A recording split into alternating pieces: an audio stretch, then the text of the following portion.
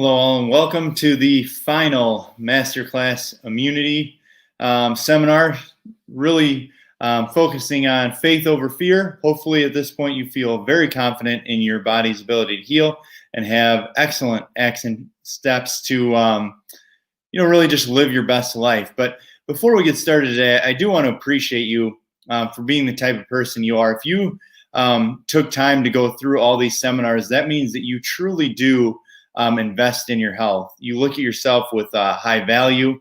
Obviously, you do your best to not wait to be broken to,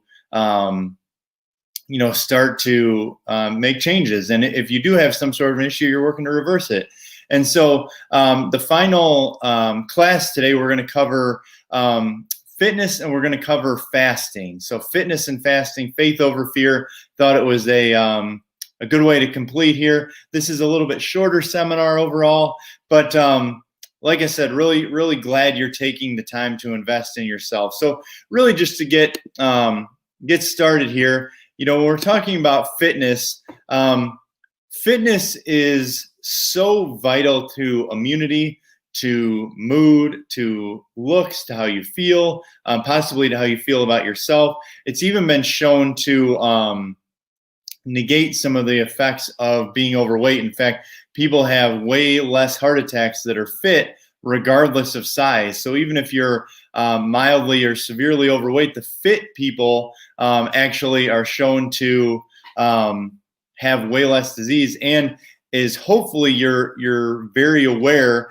as we talk about case counts or whatever else, death rates continue to drop, and heart attacks remain the #1 killer in this country this year, just like every other year, pushed narrowly by cancer. So still the top disease killers in our country relate back to 95 to 98% lifestyle. So again, reviewing from Tuesday's seminar, nutrition and detoxification. If you are trying to lose weight, I do want to mention that roughly 80 to 90% of weight loss is based on diet, not actually fitness. While fitness can boost your metabolism, what you put in your mouth or what you avoid putting in your mouth makes the largest difference in actual weight. So if you didn't check out the nutrition and detoxification seminar, excellent seminar from Tuesday. I already said this, and I've said this enough. Unfortunately, one of the reasons that America does have such poor health, it's easy to blame the healthcare system, which allows you to get broken, medicates you, and really doesn't get to the root cause. But the flip side of that is there's a lot of people who don't want to take responsibility for their actions. They're addicted to sugar. They lead a high stress lifestyle. They eat fast food, or they don't meal prep, or they don't prioritize themselves to exercise. But yet, even if you're watching this, you're watching on some sort of social media, and a lot of times, and this is not me judging, because I don't judge schedules, as anybody that comes and gets adjusted by me knows, we never judge the schedule, but we do acknowledge objective facts, and that is that more people spend time on their phones than ever before, and more people, and many of those people, maybe is a better way to say it, don't plan. They don't book times for their health. They don't block things off. And in our clinic, we were trained in what they call yellow, double solid yellow lines, which you would remember from the highway, meaning that it's a must. So for instance, today there were times where my wife and I both blocked off time to work out regardless of what was going on. There's certain times the alarm goes off and you don't necessarily want it to, or I don't necessarily want it to, but to value or invest in yourself. And the reason why we keep talking about obesity is not only is there that 900% increase in ICU rates if you catch the virus, but obesity increases your risk of over 60 chronic illnesses. So let's first talk about a plan. Make sure you get what you want. So somebody asked me yesterday, great guy, and he said, really with my age and with certain medications, it's hard for me to get my heart rate up into that ideal range. So what are the benefits of walking? What are the benefits of certain workouts? And so what I really want to do first is just talk about the different types. one of my favorite books for people over 30, and really people 40 and over, is the TB12 method. It's by Tom Brady. So now a Tampa Bay Buccaneer, but obviously a New England Patriot for a long, long time. And regardless of how you feel about him as a person, I have always appreciated his look at health. At 42 or 43 or whatever he is, still carrying a winning record in the NFL. Obviously, his New England Patriots are not faring nearly as well without him. But in his book, he talks about how you should be transitioning your fitness style as you age. So, for instance, if you're 20 years old or less, so if you're in that high school range to 20 to possibly even in your early 20s, building strength is very important. Roughly somewhere around your 25th year of life, you're going to peak in potential strength, but you can carry that strength for years and possibly decades. The man who actually held the United States squat, deadlift, and bench press record held it for over 30 years. And just as a small side note, he also happened to get adjusted 4 days a week for those 30 years. So he protected himself from injury way more than you or I even need to. But I also am not showing up at the gym and squatting 1,000 pounds. So I mention that because when you talk about strength, strength can be maintained actually fairly easily once you get 25 plus through your 30s and possibly 40s and maybe even your 50s. But what he talks about in that, number one, is hydration, which we talked about in the last seminar.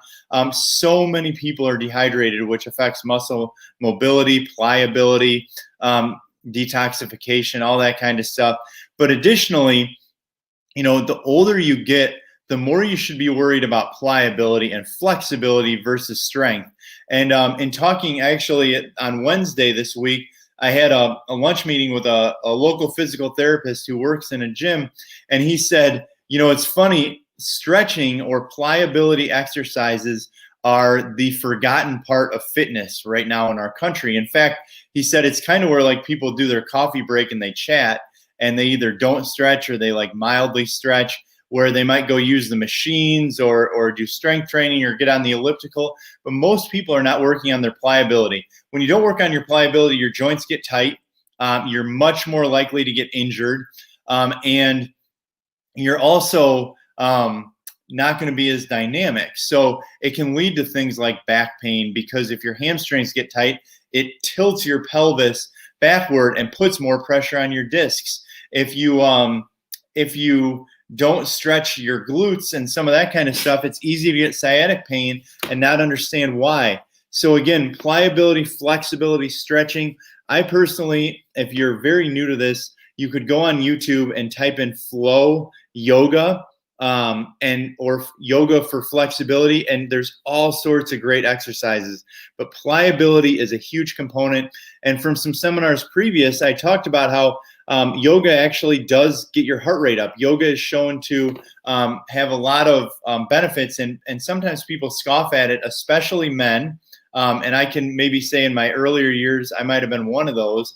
But yoga is something that is very important for longevity in your fitness level. The other thing is core strength. So a lot of people talk to me about, they go for a walk because they can't run or something like that. That is good. I mean, I think walking is great. You should be walking at a pace that gets your heart rate up, that gets you out of breath. If you can, it'd be better to run more intensely for a short distance, maybe 1, 2, or 3 miles. But when we talk about, going for a walk, walking doesn't do much for your core strength. It doesn't do much for your upper body strength. And sometimes it can hurt your posture, especially if you're on a treadmill, walking on an incline and leaning forward with your butt stuck out. That can do can create a lot of tension. So while walking is good core strength, my favorite exercise is a plank. And normally I try and demonstrate that, but again, I'm going to give you a little homework today. If you don't know what a plank is, type the word plank on YouTube, or exercising and planking on YouTube. Planking, the reason I like it so much is that it can be modified for different fitness levels, but additionally, planking will strengthen your back, side, or front core muscles depending on what's weakest. And so that is a big component to a lot of people. Additionally, thoracic mobility. So you see all these people who are just like hunched forward. A lot of times they've lost their ability to move. Now, if you get adjusted, you'll have a lot more thoracic mobility because we do mobilize your entire spine. But thoracic mobility from too much sitting is a big, big problem. I read one time an article about certain golfers. If you've ever wondered, like when the Masters next weekend, when they can turn 90 degrees, when they turn their shoulders, some of them spend as much as 5 hours a week just on getting the middle part of their back to move to its maximum potential, on top of training their golf swing and fitness and all that other kind of stuff. So mobility is key. Another exercise to do for thoracic mobility is to put your elbows together and raise your arms up until your elbows bow out, and then hold that exercise. Additionally, if you feel like you can't hold your shoulders back, pinching your elbows back and then pulling your elbows toward your butt, and holding for an isometric or non-moving contraction to work on pulling your shoulder blades down and backward, because so many people are not moving the way that they should be. And if you have questions on that, any doctor in the clinic would be happy to go over that with you or to talk about it with you, for those people that are current clients, which I know is a lot of you on here. But so, I'm going to reiterate that HIIT, or high intensity interval training, is the best type of training for metabolism. It's the best type of training for your heart. But there are so many benefits to other types of training. And even if you're good at HIIT training, which might be what you're used to with if you go to workout classes, or if you go to CrossFit, or if you go to Orange Theory, or some of these other smaller gyms in town here that have these more intense classes, those are just, they have a lot of great ability or opportunity, but you also need to work on your flexibility or pliability, especially if you're over 30. And like I said, every decade you're older than that, it's even more important. And again, hydration. So write a fitness plan. What do you want to look like? I'm going to give you one other example. For those of you that are working out to look a certain way, you should engage some sort of professional, whether that's a trainer or physical therapist, or even talk to your chiropractor about it. But what I mean by that is different exercises are going to do different things. Marathon runners do not have big muscles. They have strong muscles in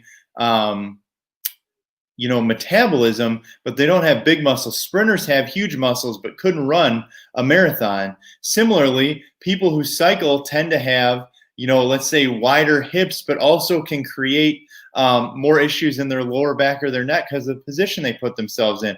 People who do, jumping lunges have a different body type and physique.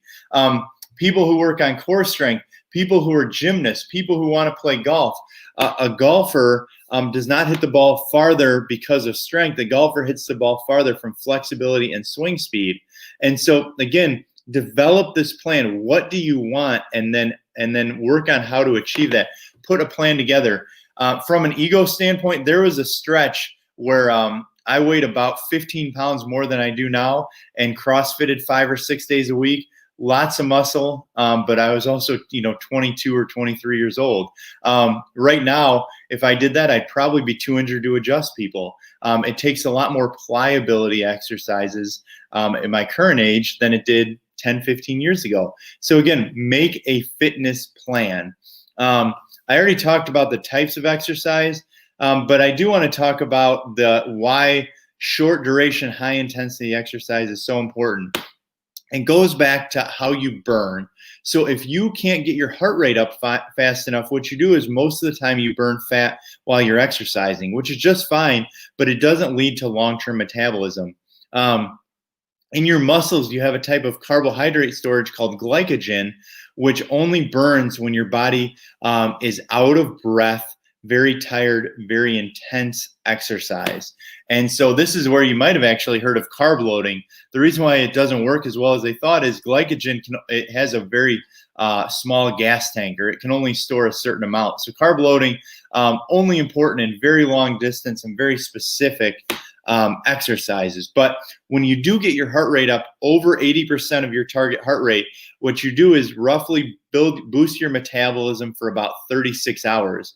When you exercise at a lower intensity, it's not that that's bad, but your metabolism isn't up for near as long. So you burn fat while you're exercising, when you're walking or on the elliptical or that sort of thing, but it doesn't have near as long as a metabolism boost, doesn't tend to add that lean muscle that most people are looking for, both for the physical look and for the metabolism boost. So that's why I don't want to put any exercise down, but we do have to acknowledge that there is a certain type that's best. And you want to be out of breath or have that really intense for at least 6 minutes in your workout. I'm going to reiterate the breakdown. So you do need your heart rate up less as you age. So the number is 220 minus your age multiplied by 80%. So 220 multiplied or minus your age multiplied by 80%, and then do that same number by 90%. So that's the range that you typically want to be in for the ideal rate. And so here's that actual, to show you the clip for that. This is what it talks. The slide isn't great because we've lost the on the X and Y axis the amount of time. But again, yes, you definitely boost your metabolic rate regardless. But this one right here is 36 hours. This is the time you're exercising plus a little bit. So that's the difference there.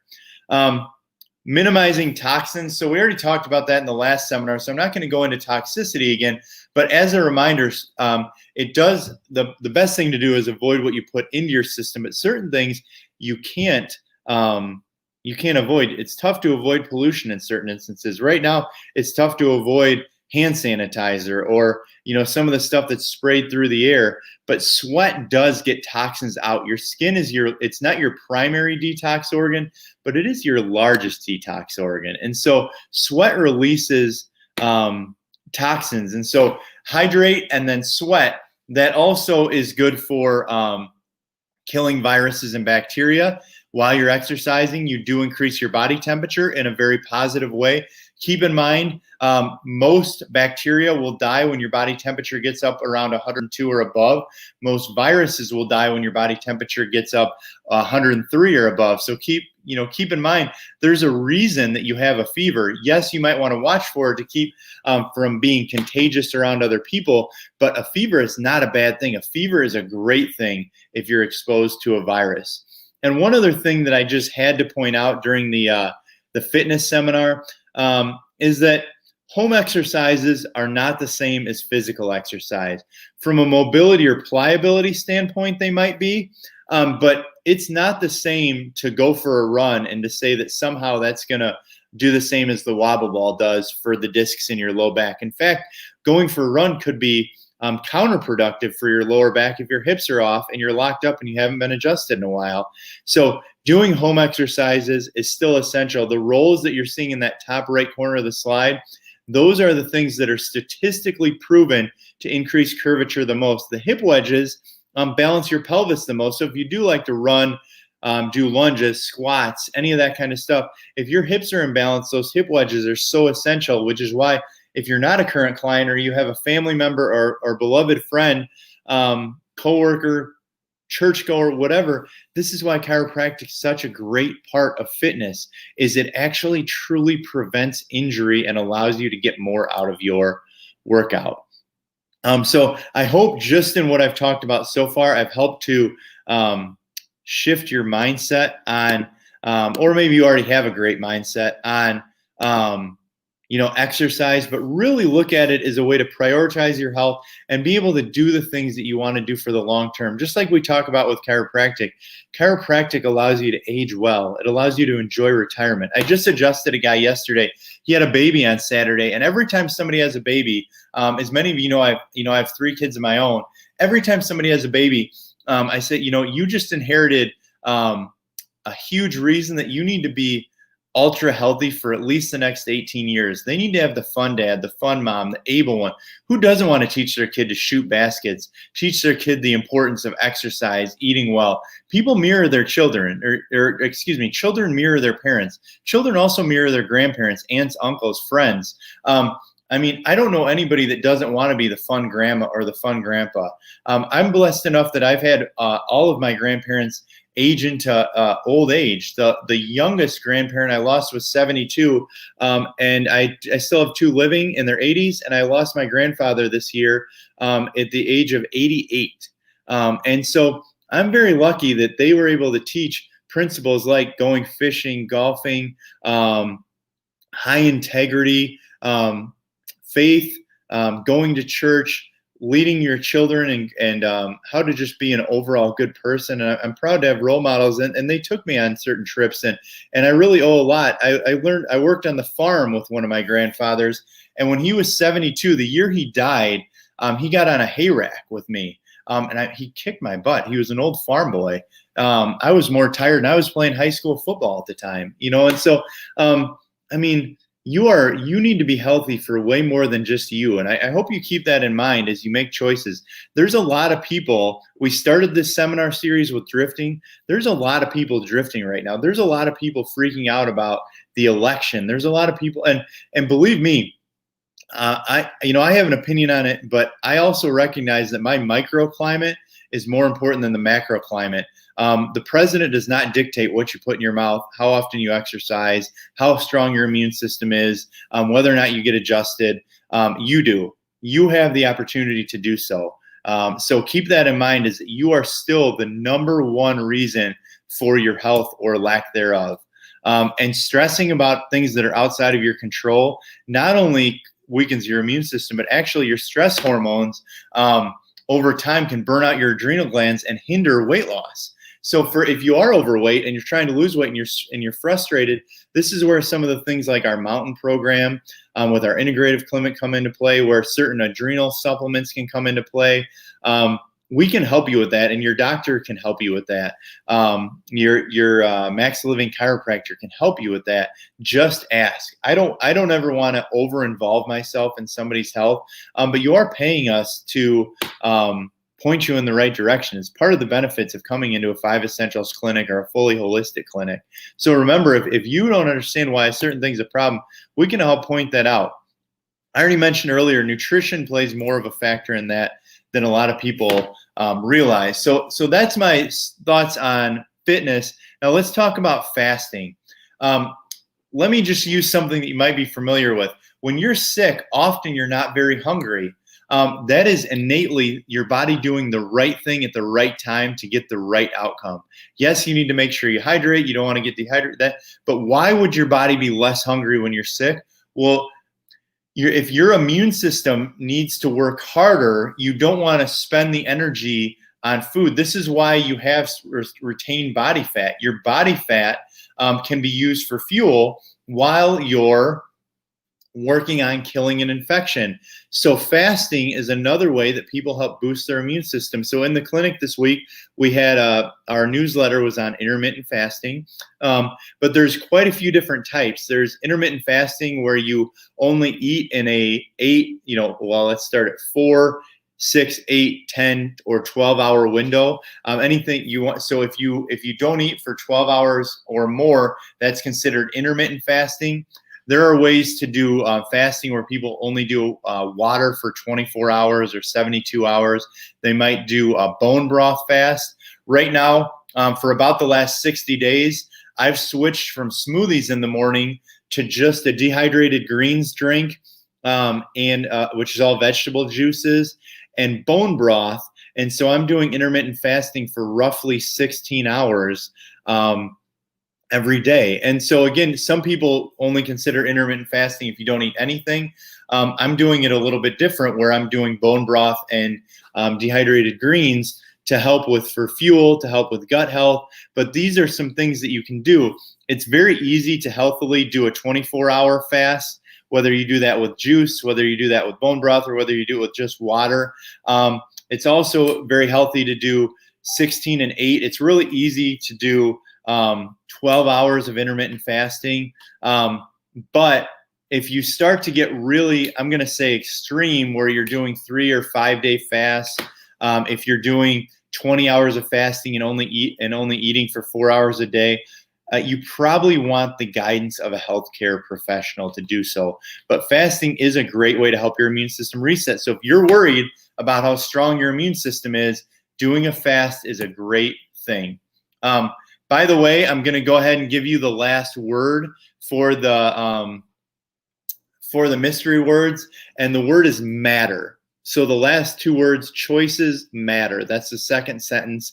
And keep in mind, that has been the theme, faith over fear, choices matter. So number 6 is matter. If you bring all 6 of those words in on the sheet that you received, if you are a client 14 years and old and up, you're going to receive a coupon whether you want to do it immediately or in the next 90 days, you get a $30 supplement credit, which means you can get a free supplement that's $30 or less, or you can credit toward any supplement you want and have a $30 credit applied to it. Unless you were quarantined for COVID, this is the end of being able to bring in your sheets to get checked off for the first 3, which if you were very diligent, you either got a water bottle or one of our keto bars. So I hope you enjoyed this. I wanted to put this in the middle, but I do want to complete this. Fasting for weight loss. Fasting for weight loss allows your stress hormones to reset, allows a lot of people to consume less calories overall. So I talked about a couple of the different types of fast. Intermittent fasting.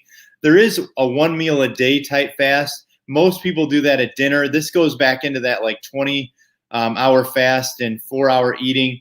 I don't love 1 meal a day. If you're going to do that, you maybe do it once a week or something like that. Or you do the 24-hour fast once a month. But this is not a fast that I personally love, but it is something that you could do in a short term or varied. So a couple different options for helping your hormones balance for weight loss especially would be to do 5 days or 4 or 5 days of the advanced plan, maybe have a vacation day or a vacation weekend, and then do the 1 meal a day, 1 day a week. This Max Keto bundle, the only one of these 3 that we currently carry in the clinic are the Max Keto bars. The Max Keto bars taste so much better, even than our essential bars, if you've had those a couple of years ago. But they are a low carb, high healthy fat bar that makes it easy for when you're eating on the go or for maybe a snack in between, something like that. But keto bars are an excellent choice. We carry them in the clinic. Additionally, as far as weight loss stuff goes, we do have, and you can order this stuff on our website, rockford.maxliving.com. But the only one of these 3 supplements that we carry all the time in the clinic is the grass-fed whey protein. I'm a huge advocate if you're trying to lose weight and maybe you're not ready to do intermittent fasting, make a morning breakfast smoothie with a combination of berries, healthy fats like certain nuts like almonds or cashews, a healthy fat milk like coconut milk or almond milk, or maybe you want to use water. Maybe use some type of nut butter like organic peanut butter or almond butter or something like that. And then I would really strongly encourage you to use some sort of protein supplement. We carry grass-fed whey, which is excellent. We carry a plant-based one, and we also carry bone broth. And bone broth is probably the most mineral dense. I like the bone broth one. Again, I'm doing bone broth from the grocery store right now. But I also, when I go back to making smoothies, or like tomorrow, I'm planning on having a breakfast smoothie and breaking from the intermittent fasting because of some increased exercise plans. This is a great way to do a smoothie. So hope you enjoyed the master classes. I would really appreciate it if you shared, liked, and commented.